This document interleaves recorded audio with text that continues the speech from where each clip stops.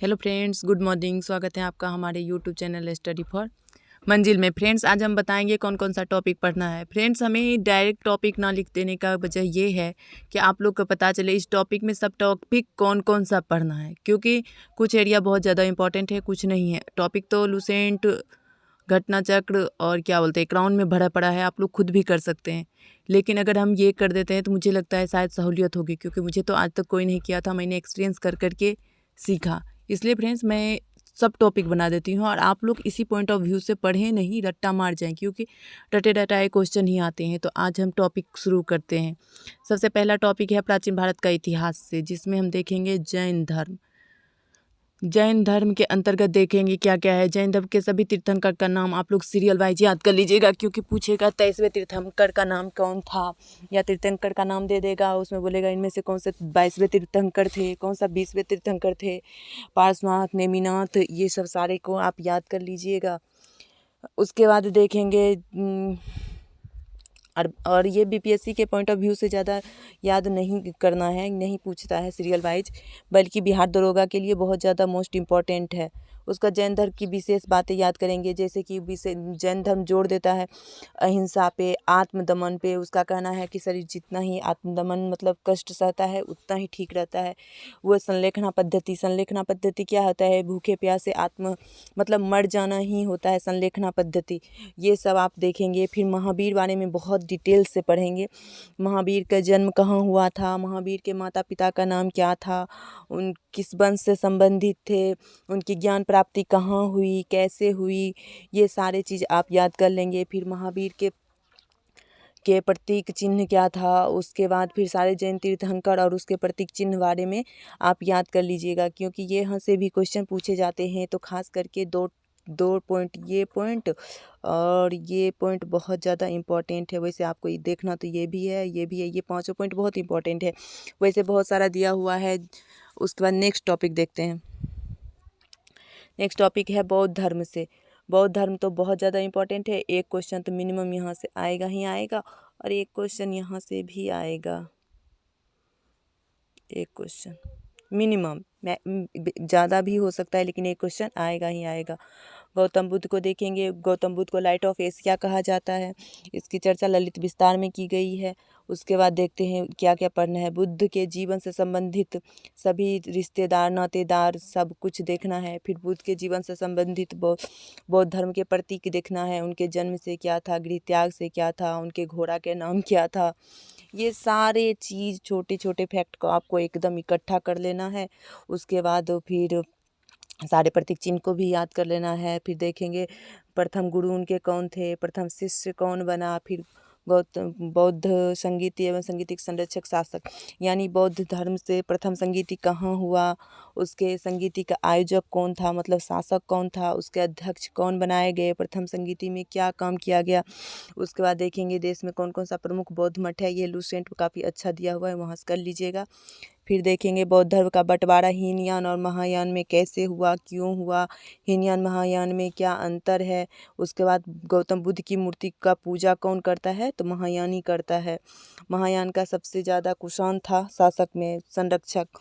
फिर बौद्ध धर्म का सिद्धांत भी अच्छे से देखेंगे। 4 सत्य बोला था, 10 महाशील बोला था। बौद्ध धर्म की भाषा देखेंगे जो कि पाली है। उसका बौद्ध धर्म से संबंधित प्रमुख पुस्तक को देखेंगे। ये बहुत ही ज़्यादा इम्पॉर्टेंट है। इनकी मौसी प्रजापति में गौतमी, उसका अजातशत्रु, अशोक, ये सारे बारे में आपको अच्छे से पढ़ना है। अशोक ने इसमें तीसरा बहुत ज़्यादा इम्पोर्टेंट है, इसे आप अच्छे से करेंगे। बौद्ध धर्म से इससे क्वेश्चन एक तो फिक्स ही है, मैक्सिमम ज़्यादा भी जा सकता है। नेक्स्ट टॉपिक हम देखते हैं। ये भी बहुत ज़्यादा इम्पोर्टेंट है और बहुत बड़ा चैप्टर है, इसे आपको बहुत ज़्यादा अच्छा से करना है।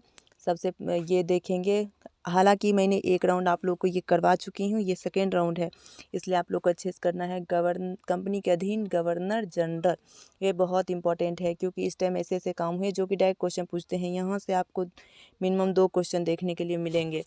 ये रॉबर्ट क्लाइव के बारे में देखते हैं, जो कि 1757 जो प्लासी का युद्ध हुआ उस टाइम से, फिर बक्सर का युद्ध टाइम भी यही रहा था। उसके बाद रॉबर्ट क्लाइव को बंगाल के गवर्नर जनरल कहा जाता है। फिर वारेन हेस्टिंग्स के देखेंगे। लॉर्ड कॉर्नवालिस बहुत इम्पोर्टेंट है, क्योंकि यहाँ पुलिस व्यवस्था, न्याय व्यवस्था, सारा एडमिनिस्ट्रेशन में ही ये परिवर्तित कर दिया। एक कहावत है ना, ये स्टील की फैक्ट्री बना दिया। इस कंपनी को एक व्यवस्थित रूप ये दिया, बहुत ही ज़्यादा व्यवस्थित स्ट्रॉन्ग कंपनी के रूप में बना दिया, क्योंकि इन्होंने वो सारे चीज़ें पे काम की जो कि उस टाइम कंपनी को कमज़ोर कर रही थी। जैसे पुलिस व्यवस्था टाइट कर दिया, न्याय व्यवस्था टाइट कर दिया, उसके बाद फिर प्रशासन के लिए बहुत सारा चीज़ को ज़रूरी बना दिया, घूस वूस की व्यवस्था को ख़त्म कर दिया। फिर लॉर्ड वेलेस्ली को देखिएगा, क्योंकि लॉर्ड वेलेस्ली मुख्य रूप से सहायक संधि के लिए जाना जाता है। लॉर्ड विलियम बेंटिक को बहुत ज़्यादा इम्पोर्टेंट मान सकते हैं आप, क्योंकि 1829 में इन्होंने सती प्रथा को अंत किया था। उसके बाद लॉर्ड हार्डिंग नरबली प्रथा को अंत किया था। लॉर्ड डलहौजी 1857 के मुख्य कारण बना था इसी की नीति व्यक्तिगत सिद्धांत। फिर लॉर्ड कैनिंग देखेंगे 1858 में जब महारानी आई थी तो इन्होंने इलाहाबाद में घोषणा पत्र पढ़ा था। लॉर्ड कैनिंग को प्रथम वायसराय भी कहा जाता है। लॉर्ड लीटन को पढ़िएगा, क्योंकि मेन रूप से ये प्रेस पर बहुत ही ज़्यादा क्रूर नीति अपनाया था, press censorship app. Lord Ripon को देख लीजिएगा, क्योंकि यह स्थानीय प्रशासन का जन्मदाता माना जाता है। रिपन को स्थानीय प्रशासन के जन्मदाता माना जाता है। इन दोनों के बीच में चार्ल्स मेटकॉफ आया था, जिन्होंने सारे सेंसरशिप एक्ट हटा लिया था प्रेस पर से, और उसे चार्ल्स मेटकॉफ को प्रेस का मुक्तिदाता माना जाता है, उसे भी आप कर लीजिएगा। फिर लॉर्ड डफरिन कर लीजिएगा, क्योंकि इन्होंने गांधी जी को कहा था अर्धनग्न फकीर। ये अधिकतर स्टेटमेंट पूछता है। लॉर्ड डफरिन ने गांधी जी को अर्धनग्न फकीर कहा था। लॉर्ड गर्जन कर लीजिएगा, 1905 में इन्होंने ही सबसे पहला क्या कहता है फूट डालने की कोशिश की थी। फिर लॉर्ड इरविन कर लीजिएगा, क्योंकि गांधी जी इसके साथ समझौता किए थे। और लॉर्ड माउंटबेटन कीजिएगा, क्योंकि ये इन्हीं के नीति के आधार पर हमारे देश का बंटवारा हुआ, यही की योजना बनाए थे। हमें लगता है इतना कर लेने के बाद आपको और ज़्यादा करने की ज़रूरत नहीं है, लेकिन इतना पे बहुत अच्छी से हर फैक्ट पे आपको पकड़ होनी चाहिए। हालांकि आप पढ़ सारा लीजिएगा जितना कम से कम लूसेंट में दिया हुआ है। अब नेक्स्ट टॉपिक देखते हैं। नेक्स्ट टॉपिक हम छोटा टॉपिक लिए हैं, लेकिन बहुत ही ज़्यादा वीवीआई टॉपिक है और आपको बहुत ज़्यादा गौर करने की ज़रूरत है, क्योंकि यहाँ से भी एक क्वेश्चन हर साल पूछता है। यह है भारत की मिट्टी। भारत की मिट्टी बहुत ज़्यादा इंपॉर्टेंट है। इसमें तो जलोढ़ मिट्टी, काली मिट्टी, लेटराइट मिट्टी और लाल मिट्टी, 4 तरह की मिट्टी को देखना है।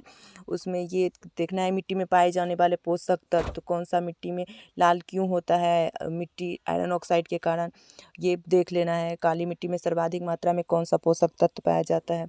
उसके बाद देखना है जो मिट्टी का विस्तार कहाँ है, जैसे काली मिट्टी का विस्तार सर्वाधिक कहाँ है, किन किन क्षेत्रों में काली मिट्टी का विस्तार है, लाल मिट्टी का विस्तार कहाँ होता है, कहाँ है, कितनी उपजाऊ है। ये सब देखने के बाद मिट्टी से संबंधित विशेष फसलें, जैसे काली मिट्टी के लिए कौन सा, कपास, काली मिट्टी को कपासी मिट्टी भी कहा जाता है। उसके बाद काली कपासी मिट्टी भी कहा जाता है, रेगुड़ भी कहा जाता है, स्वयं की जुताई करने वाली मिट्टी भी कहा जाता है। कुछ विशेष है वो सब याद कर लीजिएगा। उसके बाद मिट्टी का प्रतिशत भी आप देख लीजिएगा, जैसे कि जलोढ़ मिट्टी लगभग 22% माना जाता है, उसी टाइप से आप देख लीजिएगा और इसे बहुत अच्छे से कीजिएगा। लगभग एक क्वेश्चन यहाँ से आएंगे ही आएंगे, ज़्यादा भी आ सकते हैं। नेक्स्ट देखते हैं दाब। ये भी क्वेश्चन बहुत इंपॉर्टेंट है, लगभग देखा जा रहा है एक क्वेश्चन। दाब में वायुमंडलीय दाब का मात्रक क्या है, जैसे बाढ़ है, दाब का मात्रक पास्कल है।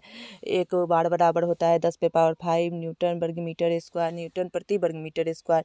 पिछले बार बीपीएससी में पूछा था, मात्रक बारे में अच्छे से पढ़ लीजिएगा। दाब का मात्रक, वायुमंडलीय दाब, द्रव में दाब की स्थिति। उसके बाद बैरोमीटर अचानक गिरता है तो क्या होता है, अचानक चढ़ता है तो क्या होता है, उसके मौसम में क्या डिफरेंस आती है।